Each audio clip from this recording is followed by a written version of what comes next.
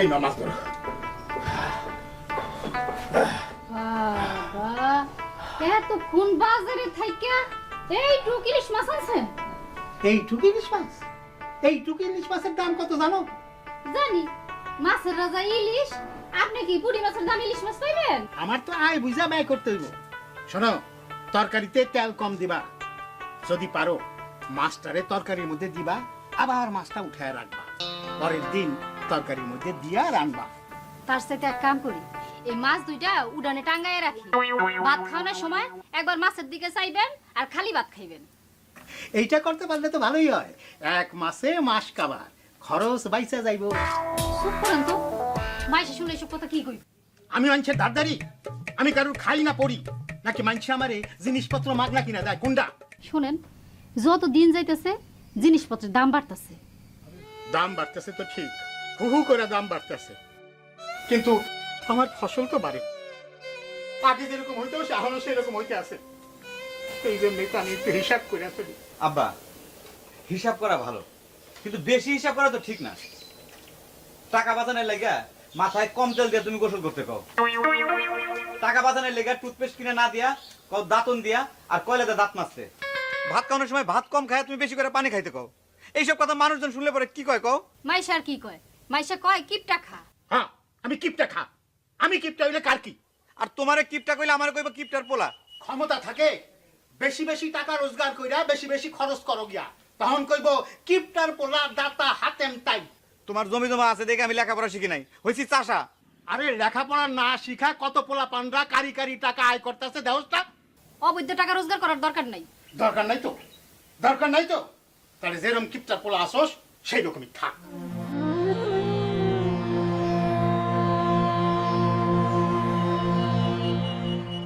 এমন করে পোলারে না কইলে হইতো না। এই তুমি চুপ করো, যে অল্প তেল দিয়ে মাছ রাঁধতে কইছি তরকারি রাঁধতে কইছি সেই কাম করো। চাচার মতো কিপটালো এই গায়ে হান নাই।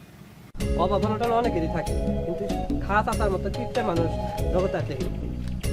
কিরে তোরা কারে লয়ে কথা কইতেছস?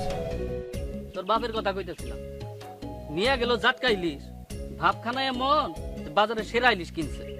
বাজানের কথা আর কইস না, বাজানের লগে আর পারতাছি না।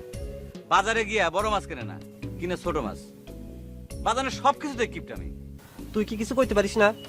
শুধু আমি কেন, দুনিয়ার ব্যাপক মানুষ কইলেও বাজানের কিপটামি যাইব না। যাই রে।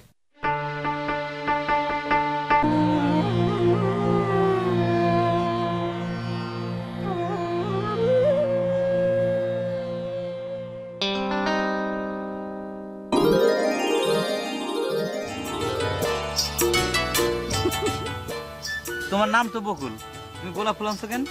ইস, আমার বকুল নাম বলে সবসময় যে বকুল ফুল আনতে হইব তার কোনো মানে আছে? তাছাড়া সব ফুল কি সবসময় ফুটে নাকি? হ্যাঁ, ঠিক কথাই কইছো। তুমি হইলা সুখী বাপের মায়া, তোমার হাতে ব্যাপক ফুলই মানায়। তাই আজকে তোমার কি হয়েছে, মন খারাপ কেন? আর কইও না, বাজানে এত কিপটামি করে, বন্ধুরা তার এনে হাসাহাসি করে, মান সম্মানে টানাটানি। এটা নিয়ে এত মন খারাপ করে না, গ্রামের ব্যাপারটাই জানে যে চাচা একটু হিসাবে জানে, এটা নিয়ে লজ্জা পাওয়ার কি আছে? তোমার আব্বা তো আর সবার চেয়ে আলাদা। সেই জন্যই তো আমি অনেক ভাগ্যবতী। আমার আব্বা যদি তোমার আব্বার মতো বুদ্ধিমান হইতো, তাহলে পরে আমিও ভাগ্যবান হইতাম। কোনো সমস্যা নেই, আমারে যখন তুমি ভালো।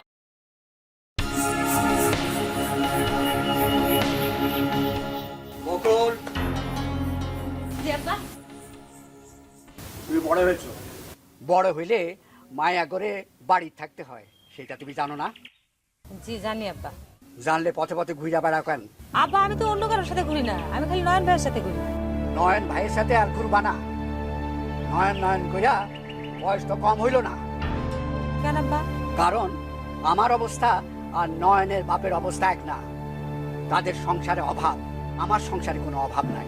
প্রতি বছর আমি অনেক ধান বেচি, নয়নের বাপ যে ধান পায় তাতে তার খোরাকই হয় না। আব্বা কিন্তু খাস আসার জমিন তো কম না, তাহলে তার অভাব কমে না কেন? তার বুদ্ধি কম, বুদ্ধি খালি কিপটামিতে। অত বক্ষিল হলে জীবনে চলা যায় না। আব্বা আমি নয়ন ভাইয়ের পছন্দ করি। পছন্দ করো ভালো কথা, কিন্তু আমি যাই না শুই না তোমার অভাবের সংসারে বিয়া দিতে পারবো না। কিন্তু কোনো কিন্তু না। নয়ন যদি তোমারে ভালোবেসে বিয়া করতে চায় তাহলে তার সংসারের অভাব দূর করতে হইব। তা না হইলে আগামী ফসল ওঠার পর আমি তোমারে বড় গৃহস্থের পোলার সাথে বিয়া দিব। কথাটা নয়ন রে জানাইয়া দিও।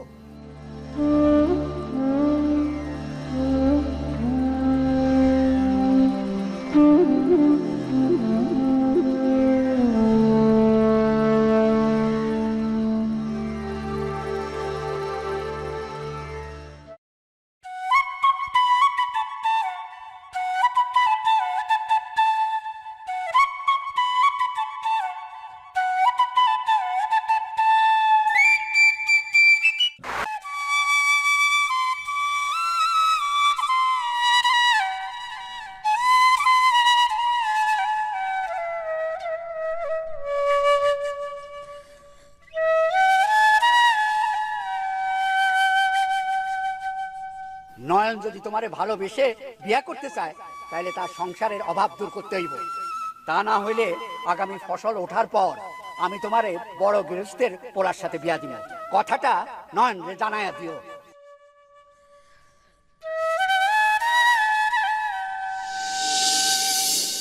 এটা তুমি কি বললা বকুল?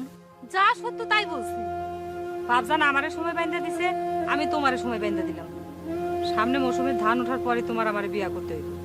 আমি তো তোমার আজকেই বিয়া করতে চাই, কিন্তু কি করুম কও? আমাকে অবস্থা তো তুমি জানো, জমি জমা আছে কিন্তু ফসল ভালো হয় না।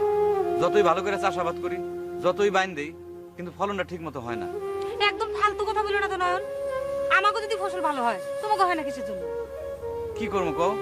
বাজানরে কত বোঝাই, কিন্তু সে আমার কোনো কথাই শোনে না। আমি এত শত বুঝি না। আমি তোমারে ছাড়া কাউরে বিয়া করতে পারবো না। তোমার জন্য আমি আর কত অপেক্ষা করবো? বাপজানের বাইন্দা দেওয়ার সময়ের ভিতর তোমার যা করণের করতে হইব। এর চাইতে আমি বেশি অপেক্ষা করতে পারবো না। ঠিক আছে।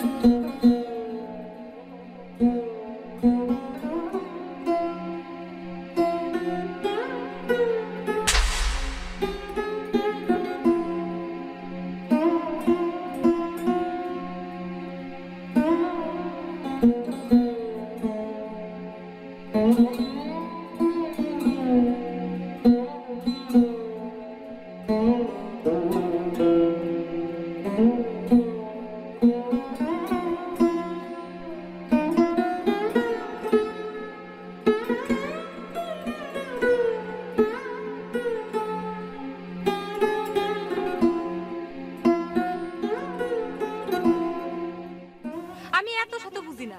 আমি তোমারে ছাড়া কাউরে বিয়া করতে পারবো না। তোমার জন্য আমি আর কত অপেক্ষা করবো? বাপজানের বাইন্দা দেওয়ার সময়ের ভিতর তোমার যা করণের করতে হইব। কিরে নয়ন,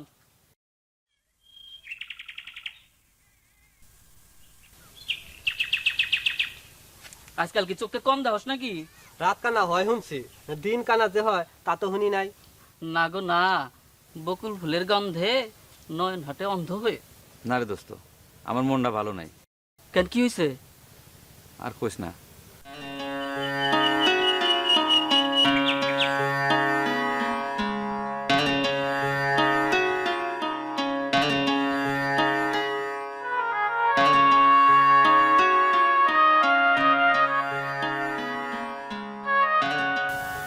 একটা বুদ্ধি আছে। কি বুদ্ধি? তুই এক কাম কর, বকুলের বাপের কাছে ফসল ভালো হওয়ার বুদ্ধি নে। খুব ভালো কথা কইছস তো, আমি অহনি যাইতেছি। গেলাম। হ্যাঁ হ্যাঁ, লাগলে আমাকে কইস। আচ্ছা ঠিক আছে দোস্ত, গেলাম। আচ্ছা। গেলাম।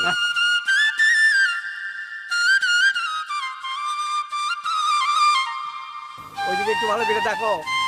আহা, বুঝতেছে না। ভালো করে দেখো।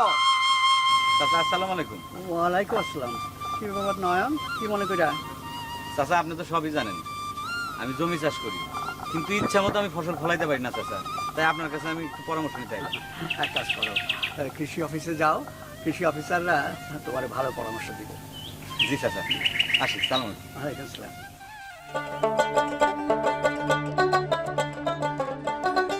হ্যাঁ ঠিক আছে, ঠিক আছে।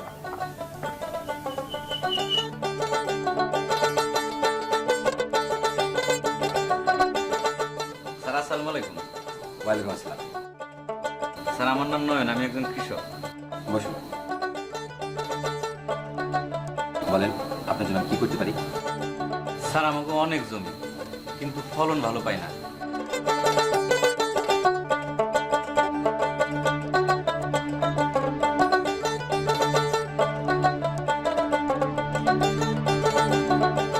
আপনার পরামর্শের জন্য আপনার অনেক ধন্যবাদ স্যার। আসি, আসসালামু আলাইকুম।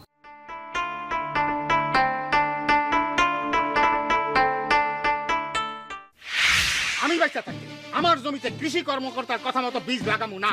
প্রতি বছরের মতন বাড়ির বীজ দিয়াই আমি ফসল ফলামু। কিন্তু আব্বাজান, বাড়ির বীজটা ফসল ফলাইলে অতীত যেরকম ফসল পাইছো এখনো সেই একই রকম ফসল পাইবা। সেটা পাই, কিন্তু বাপ দাদা রাখা যাওয়া জমি, তারা যেরকম বাড়ির বীজ দিয়া ফসল ফলাইছে আমিও সেই রকম বাড়ির বীজ দিয়েই ফসল ফলাবো। তাদের রাখা যাওয়া মাটি আমি কোনো অবস্থাতেই সার দিয়ে নষ্ট করবো না। এই শোন, তুই যদি টাকা দিয়ে পারোস তুই বীজ কেন, আমার কাছে বীজ কেনার টাকা নাই। তোমার কাছে টাকা থাকলে বড় তুমি দিবা না, কারণ তুমি হইলে কিপটা।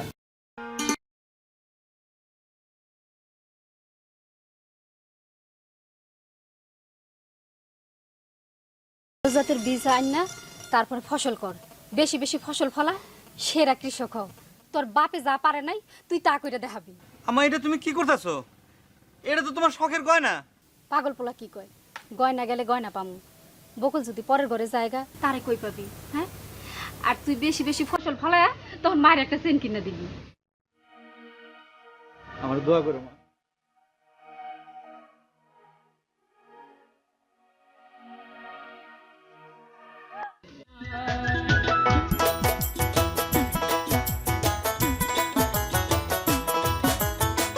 বালিয়া টু হাইব্রিড ধানে কৃষক খুশি ভালো ফলনে, হাইব্রিড শস্য বাম্পার চাষে সবার বেশি মুনাফা আসে।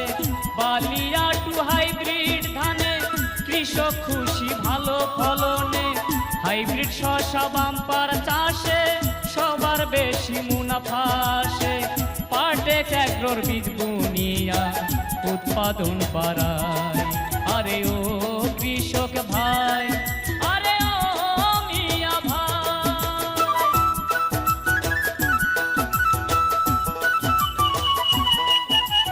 নয়ন ভাই, বাসা ভাইয়ের কাছে শুনলাম আপনি নাকি বালিয়া 2 জাতের ধানের বীজ কিনে আনছেন। জি, তো খুব ভালো করছেন। আপনাকে পার্টেক্স এগ্রো পক্ষ থেকে সব ধরনের সহযোগিতা করব আমরা। জি ভাই, বসেন, আসেন।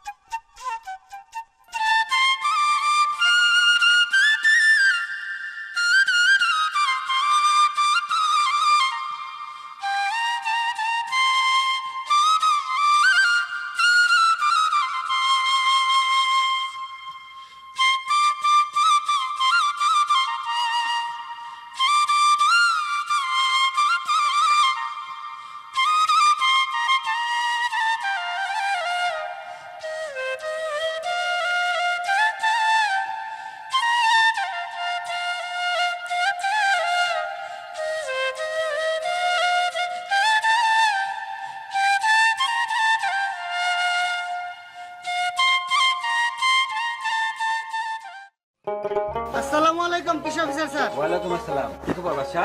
ভালো। আচ্ছা বাদশা, এই গ্রামে যারা হাইব্রিড ধানের বীজ নিয়ে গেছে তাদের একটা তালিকা করতে বলেছিলাম, করেছেন? জি স্যার, এই যে। ও আচ্ছা, দেখি।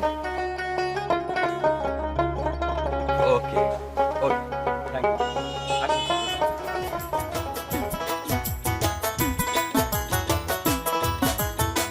বালিয়া টু হাইব্রিড ধানে কৃষক খুশি ভালো ফলনে, হাইব্রিড শস্য বাম্পার চাষে সবার বেশি মুনাফা আসে। বালিয়া টু হাইব্রিড ধানে কৃষক খুশি ভালো ফলনে, হাইব্রিড শস্য বাম্পার চাষে সবার বেশি মুনাফা আসে। পার্টেক্স অ্যাগ্রোর বীজ বুনিয়া উৎপাদন বাড়ায়। আরে ও কৃষক ভাই, আরে ও মিয়া ভাই।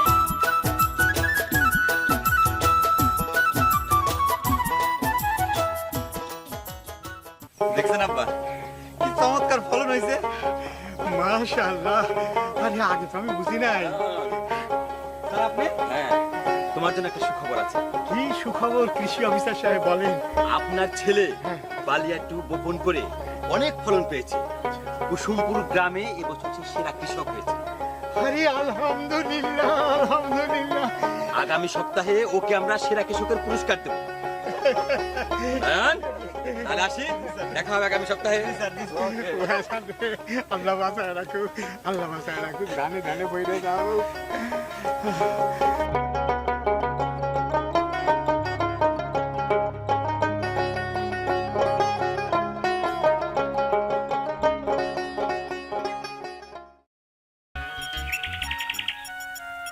তোমরা মায় পোলায় আমারে হারাইয়ে দিছ নয়নের মা। হারা কনকেন কোন জিততে গেছেন? আপনার পোলা হাইব্রিড জাতের ধানের আবাদ কইরা সংসারে সুখ শান্তি আনছে। আমি হাসাই ভুল করছিলাম। যুগের সাথে তাল মিলাইয়া মানুষের সাথে কেমনে চলতে হয় আমি জানতাম না। খালি কিপটামি করছি। আমাকে মতো মূর্খ মানুষের জন্যই আমাকে এই অভাব। আব্বা, সেই ভুলটা আমি বুঝতে পারছিলাম দেখাই বালিয়া টু জাতের ধানের চাষ করছিলাম। খুব ভালো করছস বাদান, খুব ভালো করছস। আমাকে যত জমি আছে সব জমিতে তুই বালিয়া টু জাতের ধান লাগাইয়া বেশি বেশি ফসল ফলা। দেখছো আম্মা, আব্বা কি কয়? বাজান কি জানি কয় বালিয়া টু। হ, বালিয়া টু লাগাইবো এক শর্ত। এক শর্ত? কি শর্ত? ও বুঝছি, তুমি বেশি বেশি তেল দিয়া ইলিশ মাছ পাক করবা, এটা তো? না গো না, আপনি বকুলের বাপের কাছে যাইয়া আমাকে নয়নের লেগে বিয়ের প্রস্তাব দিবেন। আরে হ হ, আমি তো সব জানি। বকুলের দেওয়ার সময় মতোই আমি বকুল গো বাড়িতে প্রস্তাব দিয়া যামু। কিরে শরম পাইছে? জোরে জোরে বাতাস দাও। হ্যাঁ, সুধীমণ্ডলী, এবছর কুসুমপুর গ্রামে বেশ কয়েকজন কৃষক হাইব্রিড জাতের ধানের আবাদ করে সাফল্য পেয়েছেন। তাদের মধ্যে সেরা কৃষক হয়েছেন নয়ন। সেরা কৃষকের পুরস্কার নয়নের হাতে তুলে দেওয়ার জন্য কৃষি অফিসার হাসান স্যারকে অনুরোধ করছি।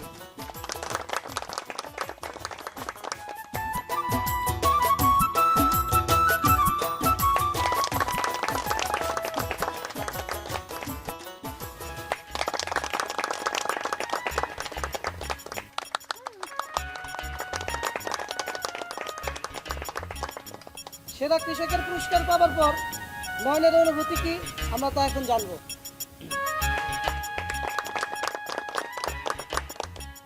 প্রিয় এলাকাবাসী, আমার কি যে খুশি লাগতেছে তা আমি বুঝাই বলতে পারব না। বালিয়া টু হাইব্রিড ধানের চাষ করে আমি ফসল অনেক বেশি পাইছি। এই ধানে একদম সিটা হয় না, ধান ঝইরাও পড়ে না, সেই জন্য ফলনও অনেক বেশি। আমার সংসারের অভাব দূর হয়েছে। আমি এখন স্বাবলম্বী কৃষক হয় ভালোবাসার মানুষে ফিরা পাবো। বালিয়া টু জাতের ধান আমার জীবনের আশীর্বাদ।